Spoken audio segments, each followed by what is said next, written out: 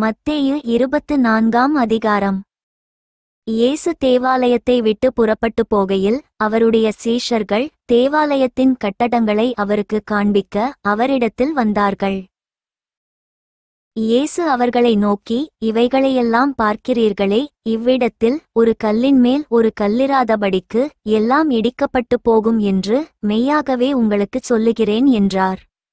பின்பு அவர் ஒலிவமலையின் மேல் உட்கார்ந்திருக்கையில் சீஷர்கள் அவரிடத்தில் தனித்து வந்து, இவைகள் எப்பொழுது சம்பவிக்கும்? உம்முடைய வருகைக்கும் உலகத்தின் முடிவுக்கும் அடையாளம் என்ன? எங்களுக்குச் சொல்ல வேண்டும் என்றார்கள். இயேசு அவர்களுக்கு பிரதியுத்தரமாக, ஒருவனும் உங்களை வஞ்சியாதபடிக்கு எச்சரிக்கையாயிருங்கள். ஏனெனில் அநேகர் வந்து என் நாமத்தை தரித்துக்கொண்டு நானே கிறிஸ்து என்று சொல்லி அநேகரை வஞ்சிப்பார்கள். யுத்தங்களின் செய்திகளையும் கேள்விப்படுவீர்கள். கலங்காதபடி எச்சரிக்கையாயிருங்கள். இவைகளெல்லாம் சம்பவிக்க வேண்டியதே, ஆனாலும் முடிவு உடனே வராது.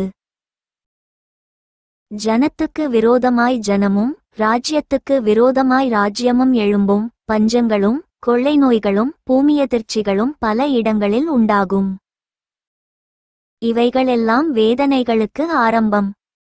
அப்பொழுது உங்களை உபத்திரவங்களுக்கு ஒப்புக்கொடுத்து உங்களை கொலை செய்வார்கள். என் நாமத்தினிமித்தம் நீங்கள் சகல ஜனங்களாலும் பகைக்கப்படுவீர்கள்.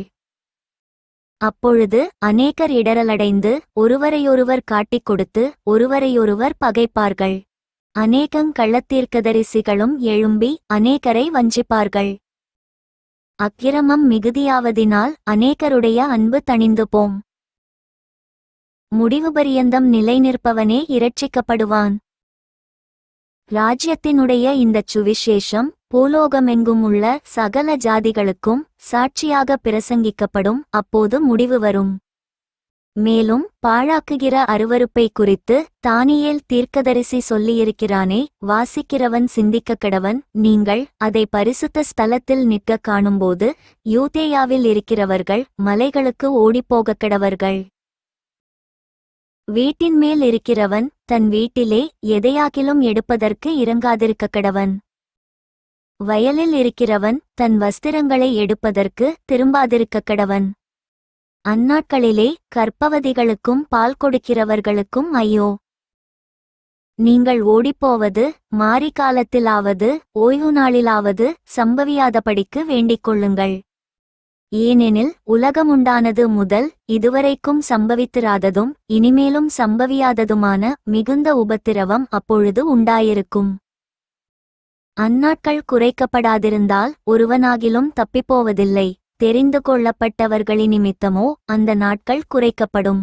அப்பொழுது இதோ கிறிஸ்து இங்கே இருக்கிறார், அதோ அங்கே இருக்கிறார் என்று எவனாகிலும் சொன்னால் நம்பாதேயுங்கள். ஏனெனில் கள்ளக்கிறிஸ்துக்களும் கள்ளத்தீர்க்கதரிசிகளும் எழும்பி கூடுமானால் தெரிந்து கொள்ளப்பட்டவர்களையும் வஞ்சிக்கத்தக்கதாக பெரிய அடையாளங்களையும் அற்புதங்களையும் செய்வார்கள். இதோ முன்னதாக உங்களுக்கு அறிவித்திருக்கிறேன். ஆகையால் அதோ வனாந்தரத்தில் இருக்கிறார் என்று சொல்வார்களானால் புறப்படாதிருங்கள். இதோ அறை வீட்டிற்குள் இருக்கிறார் என்று சொல்வார்களானால் நம்பாதிருங்கள். மின்னல் கிழக்கிலிருந்து தோன்றி மேற்கு வரைக்கும் பிரகாசிக்கிறது போல மனுஷகுமாரனுடைய வருகையும் இருக்கும். பிணம் எங்கேயோ அங்கே கழுகுகள் வந்து கூடும். அந்நாட்களின் உபத்திரவம் முடிந்தவுடனே சூரியன் அந்தகாரப்படும், சந்திரன் ஒளியைக் கொடாதிருக்கும், நட்சத்திரங்கள் வானத்திலிருந்து விழும், வானத்தின் சத்துவங்கள் அசைக்கப்படும். அப்பொழுது மனுஷகுமாரனுடைய அடையாளம் வானத்தில் காணப்படும். அப்பொழுது மனுஷகுமாரன் வல்லமையோடும் மிகுந்த மகிமையோடும் வானத்தின் மேகங்கள் மேல் வருகிறதை பூமியிலுள்ள சகல கோத்திரத்தாரும் கண்டு புலம்புவார்கள். வலுவாய்த் தொனிக்கும் எக்காள சத்தத்தோடே அவர் தமது தூதர்களை அனுப்புவார். அவர்கள் அவரால் தெரிந்து கொள்ளப்பட்டவர்களை வானத்தின் ஒரு முனை முதற்கொண்டு மறுமுனை மட்டும் 4 திசைகளிலுமிருந்து கூட்டிச் சேர்ப்பார்கள். அத்திமரத்தினால் ஒரு உவமையை கற்றுக்கொள்ளுங்கள். அதிலே இளங்கிளை தோன்றி துளிர்விடும்போது வசந்த காலம் சமீபமாயிற்று என்று அறிவீர்கள். அப்படியே இவைகளையெல்லாம் நீங்கள் காணும்போது அவர் சமீபமாய் வாசலருகே வந்திருக்கிறார் என்று அறியுங்கள். இவைகளெல்லாம் சம்பவிக்கும் முன்னே இந்த சந்ததி ஒழிந்து போகாதென்று மெய்யாகவே உங்களுக்கு சொல்லுகிறேன். வானமும் பூமியும் ஒழிந்துபோம், என் வார்த்தைகளோ ஒழிந்து போவதில்லை. அந்த நாளையும் அந்த நாழிகைகளையும் என் பிதா ஒருவர் தவிர மற்றொருவனும் அறியான், பரலோகத்திலுள்ள தூதர்களும் அறியார்கள். நோவாவின் காலத்தில் எப்படி நடந்ததோ அப்படியே மனுஷகுமாரன் வரும் காலத்திலும் நடக்கும். எப்படியெனில் ஜலப்பிரளயத்துக்கு முன்னான காலத்திலே நோவா பேழைக்குள் பிரவேசிக்கும் நாள் வரைக்கும் ஜனங்கள் புசித்தும் குடித்தும் பெண் கொண்டும் பெண் கொடுத்தும் ஜலப்பிரளயம் வந்து அனைவரையும் வாரிக்கொண்டு போகுமட்டும் உணராதிருந்தார்கள். அப்படியே மனுஷகுமாரன் வருங்காலத்திலும் நடக்கும். அப்பொழுது 2 பேர் வயலில் இருப்பார்கள், ஒருவன் ஏற்றுக்கொள்ளப்படுவான், ஒருவன் கைவிடப்படுவான். 2 ஸ்திரீகள் ஏந்திரம் அரைத்துக் கொண்டிருப்பார்கள், ஒருத்தி ஏற்றுக்கொள்ளப்படுவாள், ஒருத்தி கைவிடப்படுவாள். உங்கள் ஆண்டவர் இன்ன நாழிகையிலே வருவாரென்று நீங்கள் அறியாதிருக்கிறபடியினால் விழித்திருங்கள். திருடன் இன்ன ஜாமத்தில் வருவானென்று வீட்டெஜமான் அறிந்திருந்தால் அவன் விழித்திருந்து தன் வீட்டை கன்னமிடவொட்டானென்று அறிவீர்கள். நீங்கள் நினையாத நாழிகையிலே மனுஷகுமாரன் வருவார், ஆதலால் நீங்களும் ஆயத்தமாயிருங்கள்.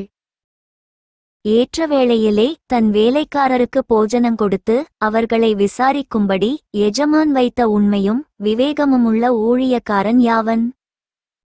எஜமான் வரும்போது அப்படி செய்கிறவனாக காணப்படுகிற ஊழியக்காரனே பாக்கியவான். தன் ஆஸ்திகள் எல்லாவற்றின் மேலும் அவனை விசாரணைக்காரனாக வைப்பானென்று மெய்யாகவே உங்களுக்கு சொல்லுகிறேன். அந்த ஊழியக்காரனோ பொல்லாதவனாயிருந்து என் ஆண்டவன் வர நாள் செல்லும் என்று தன் உள்ளத்திலே சொல்லிக்கொண்டு தன் உடன்வேலைக்காரரை அடிக்கத் தொடங்கி வெறியரோடே புசிக்கவும் குடிக்கவும் தலைப்பட்டால் அந்த ஊழியக்காரன் நினையாத நாளிலும் அறியாத நாளிகையிலும் அவனுடைய எஜமான் வந்து அவனை கடினமாய் தண்டித்து மாயக்காரரோடே அவனுக்கு பங்கை நியமிப்பான். அங்கே அழுகையும் பட்கடிப்பும் உண்டாயிருக்கும். For more videos, subscribe and like my channel.